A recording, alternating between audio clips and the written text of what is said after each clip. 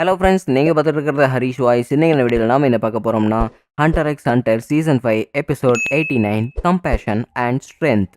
ஓப்பனிங்லேயே போன எபிசோட சில கிரெடிட் சீன்ஸை காட்டிகிட்டு இருக்கிறாங்க. அதாவது நீ யூஸ் பண்ணுற அந்த ராக் பேப்பர் சிசர் மெத்தடோட பவர் வந்து ரொம்பவே ஸ்ட்ராங்காக இருக்குது. பட் அதுக்குமே 2 பெரிய மெயின் வீக்னஸ் இருக்குது தெரியுமா அப்படின்னு சொல்லிட்டு இங்கே நக்கல் வந்து கத்திக்கிட்டே இருக்கிறா. பெரிய வீக்னஸாக அந்த அளவுக்கு என்ன இருக்க போகுது அப்படின்ட்டு இருக்கும்போது உன்னோட அட்டாக் ஏதாவது ஒரு பேர் இருக்கும்ல, அந்த அட்டாக்கோட பேர் என்ன அப்படின்னு சொல்லிட்டு இந்த இடத்துல நக்கல் கேட்டுட்டு இருக்கிறான். அந்த அட்டாக்கோட பேரா அப்படின்னு சொல்லிட்டு பார்த்தீங்கன்னா அவன் மறந்துட்டான். அந்த அட்டாக்கோட பேரையே மறந்துட்டா. ஸோ அப்புறம் தான் ஞாபகம் வருது. அது வந்து ஜான் கென் ரன் அப்படின்னு சொல்லிட்டு இருக்கிறான். ஓ, ஜஜான் கென் ரன்னா அப்படின்னு சொல்லிட்டு இருக்கிறான். அட பாவி, நான் பேரை தப்பாக சொல்லிட்டேன்டா. இதுக்கு முன்னாடி போட்டிருக்கிற ஜா வந்து நான் திக்குவாயினால சொன்னது. அதோட ஆக்சுவல் பேரே வந்து ஜான் கென் ரன் தான் அப்படின்னு சொல்லிட்டு எங்கள் கான் மனசுக்குள்ள நினச்சிக்கிட்டே இருக்கிறா. பட் நீ யூஸ் பண்ணுறது ஜான் கென் ரன் அப்படிங்கிற ஒரு பவர் வந்து ரொம்பவே வீக்காக இருக்குது. அதுக்குமே 2 பெரிய வீக்னஸ் இருக்குது. நான் ஏற்கனவே சொல்லியிருக்கிற மாதிரி தான் அப்படின்னு சொல்லிட்டு அவன் சொல்லிக்கிட்டு இருக்கிறான். அதில் முதல் வீக்னஸ் என்ன அப்படின்னா அதோட சக்தி அதிகமாக இருக்குது. பட் அதோட டைமிங் சார்ஜ் இருக்குது பார்த்தியா, ரொம்பவே அதிகமாக இருக்குது. இந்த மாதிரி போட்டியில் நீ சண்டை போட்டுக்கிட்டு இருக்கும்போது இப்படி ஒரு கையை வச்சுக்கிட்டு நீ உன்னோட ஆறாவது எல்லாத்தையுமே இன்னொரு கைக்கு ட்ரான்ஸ்ஃபர் பண்ணிக்கிட்டு இருக்கும்போது அதோட டைமிங் உனக்கு கிடைக்கும்னு நினச்சிக்கிட்டு இருக்கிறியா? நீ அட்டாக் பண்ணிக்கிட்டு இருக்கும்போது உனக்கு அந்த டைமிங் சார்ஜ் பண்ணுறதுக்கு 2 செகண்ட் தான் ஆகணும். அதை நீ எப்போவுமே ஹோல்ட் பேக் பண்ணவே கூடாது. அது உனக்கு பெரிய டிஸ்அட்வான்டேஜாக இருக்கும் சண்டை போடும்போது அப்படின்னு சொல்லிட்டு இந்த இடத்துல நக்கல் சொல்லிக்கிட்டு இருக்கிறான். அதெல்லாம் எனக்கு தெரியும். அந்த சக்தியை கட்டுப்படுத்துறதுக்காக தான் இந்த மாதிரி ஒரு போட்டிக்கு நான் வந்திருக்கிறேன் அப்படின்னு சொல்லிட்டு பார்த்தீங்கன்னா கண்ணு நேரத்துக்குள்ள 2 பேருமே பார்த்தீங்கன்னா அடி நடிச்சுக்கிட்டு இருக்கிறாங்க. அண்ட் நமக்கு நக்கலுமே பார்த்தீங்கன்னா திருப்பி ஒரு குத்து விடும்போது அண்ட் நம்ம கானமே பார்த்தீங்கன்னா அதில் ஒரு பெரிய அடியாக வாங்கிடுறான். அடி வாங்கி அதே சமயத்தில் அவனோட கென்னை பயன்படுத்தி எப்படியே ஜஸ்ட் மிஸ்ஸில் தப்பிச்சிடுறான். இப்போ நான் என்னோட அட்டாக்கை பண்ணுறேன் அப்படின்னு சொல்லிட்டு பார்த்தீங்கன்னா ஓடி வந்து குத்துறதுக்கு ட்ரை பண்ணிக்கிட்டு இருக்கிறான். ஆனால் ஓடி போனால் தானே இவனுமே திரும்பி ஓடி வந்து அட்டாக் பண்ண முடியும். ஸோ அந்த இடத்துல ட்ரக்கிலுமே பார்த்தீங்கன்னா இவன் கூடயே சேர்ந்து ஓடி போய்கிட்டு இருக்கிறான். நான் உனக்கு திரும்பி கவுண்டர் அட்டாக் கொடுக்கவே மாட்டேன், ஏன்னா முதல் அட்டாக்கு நான் தான் உனக்கு கொடுக்க போகிறேன் அப்படின்னு சொல்லிட்டு ஓங்கி ஒரு குத்து கானு பார்த்தீங்கன்னா வாங்கிட்டு போய் டப்புன்னு அந்த இடத்துல போய் நெகிடுறான். திரும்பி ஓடி வந்து ஒரு குத்து ஆனால் பிளாக் பண்ணிடுறான். அண்டு திரும்ப பார்த்தீங்கன்னா நக்கலுக்கிட்ட கானு அடிச்சுமா குப்புன்னு வாங்கிட்டு இருக்கிறான். நான் அவங்ககிட்ட ஒரே ஒரு டிஸ்அட்வான்டேஜ் தானே சொன்னேன் அந்த அட்டாக்கு. இன்னொரு டிஸ்அட்வான்டேஜ் இருக்குது, என்னென்னு மறந்துட்டியா? ஆக்சுவலி நீ அந்த யூஸ் பண்ணுற அந்த அட்டாக்கோட ஆரா வந்து ரொம்பவே இன்க்ரீஸாக இருக்குது. அந்த ஆரா ரொம்பவே எடுத்துக்குது. அப்படிங்கிறதுனால நீ உன்னோட டிஃபென்ஸில் உன்னோட கான்சன்ட்ரேஷன் இருக்காது. உன்னோட டிஃபென்ஸுமே இழந்து நீ அந்த அட்டாக்கை போட்டால் தான் உனக்கு அது பெரிய விஷயமா இருக்கும். ஸோ அடுத்து வரப்போகிறவன் உன்னை சொல்லிட்டெல்லாம் அட்டாக் பண்ண மாட்டான் அப்படின்னு சொல்லிட்டு பார்த்தீங்கன்னா இங்கே நக்கல் சொல்லிக்கிட்டு இருக்கிறான். அதுக்கப்புறம் தான் நக்கலோட உண்மையான ஃபேஸே பார்த்தீங்கன்னா இங்கே நம்ம கானுக்கு தெரிய வருது. அதாவது இதுக்கு முன்னாடி நம்ம கானை முதுகில் அட்டாக் பண்ண அவன் ட்ரை பண்ணிகிட்டு இருந்திருப்பான். ஆனால் இங்கே பாடுறா பின்னாடி வந்து அடிக்கிறான் அப்படின்னு சொல்லிட்டு அவன் ஏற்கனவே ஒரு இன்ஃபர்மேஷன் கொடுத்துட்டு தான் பார்த்தீங்கன்னா இங்கே நம்ம கானை அடிச்சிருப்பான். நான் உன்னை சும்மா விடவே மாட்டேன் அப்படின்னு சொல்லிட்டு திரும்ப பார்த்தீங்கன்னா அந்த ஸ்டோன் பேப்பர் சிசர் பவரையை தான் பயன்படுத்துகிறான்.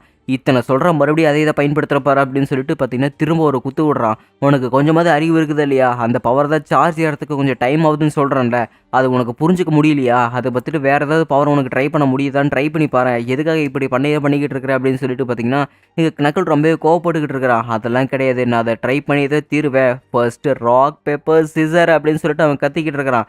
நீ சொன்னால் திருந்தவே மாட்டேன் அப்படின்னு சொல்லிட்டு பார்த்தீங்கன்னா திரும்ப மறுபடியுமே குத்த வர பாருங்க நக்கல். அப்படியே காணாமல் போயிட்டான். எங்கடா போனான் அப்படின்னு பார்த்தா அவனுக்கு பின்னாடி போயிட்டு John can run first rocks come அப்படின்னு சொல்லிட்டு பார்த்தீங்கன்னா அவனோட பவர் அப் பண்ணிக்கிட்டு அப்படியே ஒரு குத்து ஒன்றாம பாருங்க. ஸோ இந்த குத்து விடுறதுக்காக அவன் எப்படியாவது தப்பிச்சாகணும். ஏன்னா இந்த குத்தில் அவன் வாங்கிட்டானா கண்டிப்பாக நக்கல் தோற்றுருவான். அதனால் நம்ம கானுக்குமே பார்த்தீங்கன்னா திரும்ப ஒரு அடி கொடுத்துட்டு 2 பேருமே அட்டன் டைமில் கீழே விழுந்துட்டாங்க.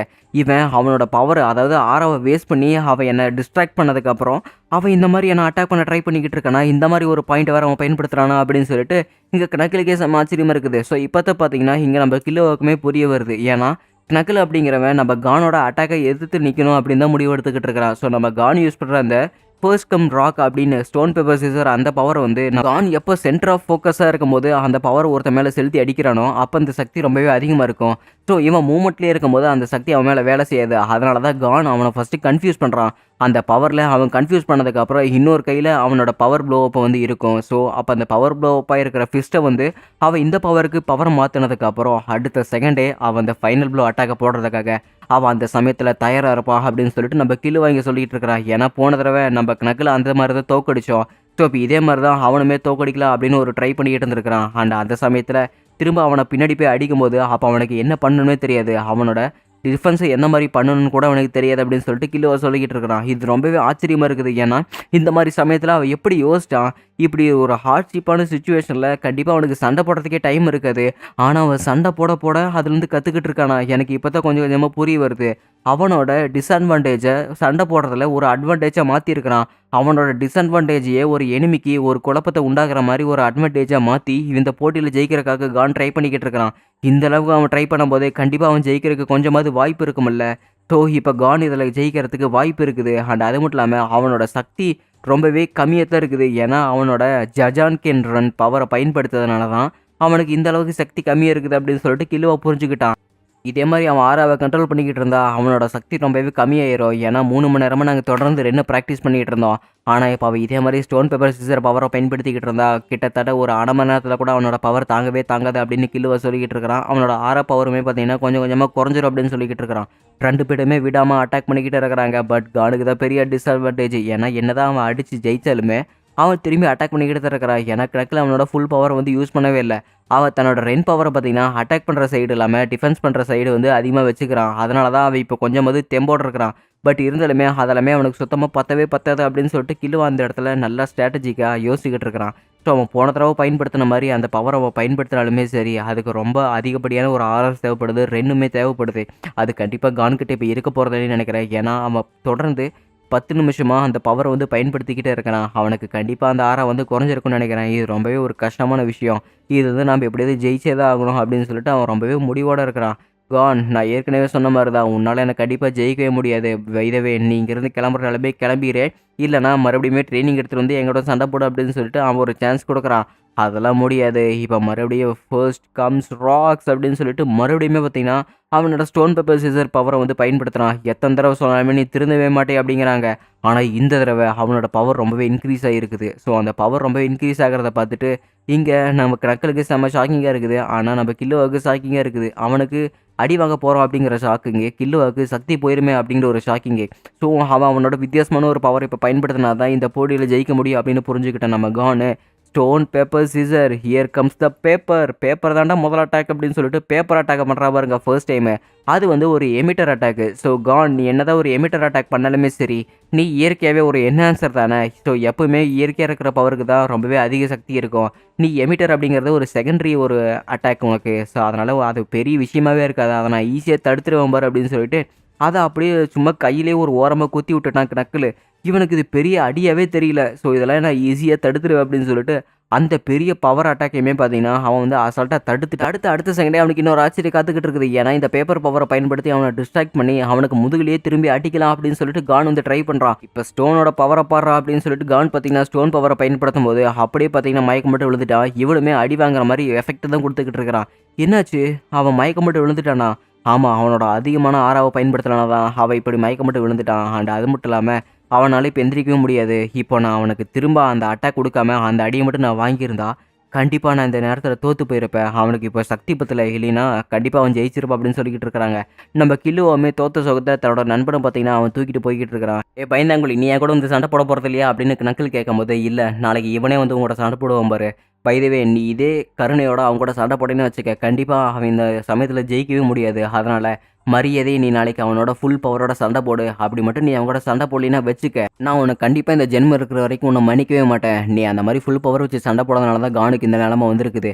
நாளைக்கு கான் பாரு உயிர் போகிற அளவுக்கு சண்டை போடுவான். அண்ட் அது மட்டும் இல்லாமல் நீயுமே அவங்க கூட ஃபுல் பவர் வச்சு சண்டை போட்டாகணும். அப்படி மட்டும் சண்டை போடாமல் இருந்தீங்கன்னா வச்சுக்க, நான் உன்னை கொன்னே போட்டுருவேன் அப்படின்னு சொல்லிட்டு இந்த இடத்துல நம்ம கில்லுவா அப்படியே மிரட்டிட்டு போய்கிட்டு இருக்கிற தன்னோட நண்பன் மேலே இருக்கிற பாசத்தினால.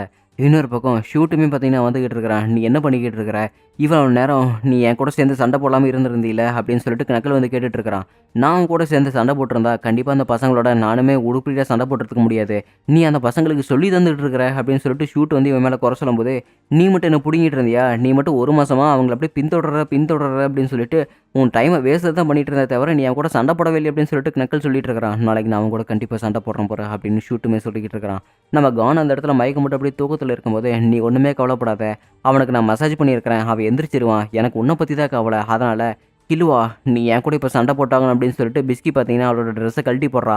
அண்ட் அதே சமயத்தில் அவளோட உண்மையான பவருக்கு பார்த்தீங்கன்னா மாறுறா. கில்லுவாக்கு செம ஷாக்கிங். அடுத்த நாள் காலையிலே பார்த்தீங்கன்னா நம்ம கான் வந்து கில்லுவோட மூஞ்சி பார்த்து அலறான். ஐயையோ! கில்லுவா என்னடா ஆச்சு உன் மொகரைக்கு அப்படின்ட்டு இருக்கும்போதே, ஒண்ணும் இல்லப்பா நேத்து நான் பிஸ்கியோட உட்காந்து ட்ரெய்னிங் எடுத்துட்டு இருந்தேன். அதனால தான் எனக்கு இந்த மாரி ஒரு மொகரையில அடி குடுத்துருக்காப்ல. சரி அந்த பொண்ணு இல்ல அந்த கிழவி இந்நேரம் எனக்கு ட்ரெய்னிங் குடுத்தனால தான் இப்ப நான் கொஞ்சம் ட்ரெய்னிங் எடுக்க முடிஞ்சுது. சரி நீயுமே இப்ப கொஞ்சம் நல்லா இருக்கிறியாட்டம் இருக்குது அப்படின்னு சொல்லிட்டு கில்லுவா பயந்துகிட்டே இருக்கிறா. ஏன்னா, பிஸ்கி பத்தின சில விஷயங்கள பார்த்தீங்கன்னா, இங்க மத்தவங்ககிட்ட சொன்னேன்னா உன்ன நான் கொன்னே போட்டுருவேன் அப்படின்னு சொல்லிட்டு பிஸ்கி சொல்லியிருப்பா. இப்ப தான் பார்த்தீங்கன்னா, ஒரு ஃபிளாஷ்பேக்க காட்டிக்கிட்டு இருக்காங்க. தன்னோட ஃபுல் பவர திரட்டி நம்ம கில்லுவ பார்த்தீங்கன்னா, அட்டாக் பண்ணிக்கிட்டு இருக்கிறா. இப்ப புரிஞ்சிருச்சா கிலுவா? இதுதான் உன்னோட உண்மையான சக்தி. இந்த சக்திய வச்சுக்கிட்டு நீ கண்டிப்பா அதுல ஜெயிக்கவும் முடியாது. நீ என்ஜிலுக்குள்ள போனீன்னா, இந்த சக்திய வச்சுக்கிட்டு நீ கண்டிப்பா செத்துருவ. உன்னால கண்டிப்பா சண்ட போடவே முடியாது. பை த வே உன்னோட குறை என்னன்னு தெரியுமா? நீ சண்ட போடுறதுக்கு முன்னாடியே தோத்துருவ. எல்லாருமே சண்ட போடுறது ஜெயிக்கிறதுக்காக போடுவாங்க. ஆனா நீ தப்பிக்கிறதுக்காக போட்டுட்டு இருக்கிற. ஸோ இது எல்லாமே உன் சின்ன வயசுலேருந்து யாரோ உனக்கு பழக்கி விட்டதுனால தான் இப்படி வந்திருக்கும்னு நெனைக்கிறேன் அப்படின்னு பிஸ்கி சொல்லிட்டு இருக்கிறா. அண்ட் நம்ம கில்லுவாக்கு எலிமி பண்ணதான் ஞாபகம் வருது. தன்னோட அண்ணன் தான் இந்த மாரி பண்ணிக்கிட்டு இருந்தான்ல. அதனால நீ இதே மாரி பண்ணியிருந்தேன்னு வச்சுக்க, ஒரு நாள் கானியமே சாக விட்டுருவேன் அப்படின்னு பிஸ்கி சொல்லும்போது, கில்லுவாவுக்கு அப்பத்தான் அப்படியே முடி எல்லாமே சிலிர்க்குது. ஏன்னா தன்னோட நண்பனை இவனே சாக விட்டுருவானா அப்படின்னு சொல்லிட்டு அவனுக்குள்ள ஏகப்பட்ட பிரச்சனை. இங்க பாரு, இப்ப இந்த சார்ட்ட பாரு. ஸோ ஒரு 3 பேர் சேர்ந்து ஒரு ஹையஸ்ட் பவர் இருக்கிற ஆள கண்டிப்பா எதிர்க்க முடியும். அண்ட் அந்த 3 பேருமே ஒரே ஈக்குவல் பவரா இருக்கும்போது, அவங்கள ஜெயிக்கிறதுக்கு ஏகப்பட்ட வழிகள் இருக்குது. அத கொஞ்சம் நீ கூட யோசிச்சு பார்க்கவே மாட்ட. ஏன்னா உன்ன பொறுத்த வரைக்கும் ஒருத்தனோட ஆரா வந்து இன்க்ரீஸ் ஆகி இருந்துச்சுன்னா, நீ அந்த ஆராவ பார்த்து பயந்துட்டு அப்படியே ஓடிருவ. ஸோ அந்த ஆராவ பார்த்துட்டு நீ உயிர் பொழைக்கணும் அப்படின்னு ஒரு பயத்துல அங்கேருந்து தப்பிச்சு ஓடிருவ. அது உன்னோட மெயின் வீக்னஸ்ஸு. அப்ப நீ ஒரு நாள் ஓடிக்கிட்டு இருந்தீன்னு வச்சுக்க, கண்டிப்பா நீ உன் நண்பன சாக விட்டுருவ. அண்ட் அது மட்டும் இல்லாம, நாளைக்கு நீ போற சண்டையில நீ ஓடி போக்கூடாது. நீ நின்னு அடி வாங்கியாவது ஆகணுமே தவிர, நீ இங்கேருந்து ஓடி போக்கூடாது. அப்படி நீ ஓடுனீன்னா வச்சுக்க, அன்னைக்கு தான் நீ கான பார்க்குற கடைசி நாளா இருக்கும். அத மட்டும் முடிவு பண்ணிக்க அப்படின்னு சொல்லிட்டு பிஸ்கி சொல்லிட்டா.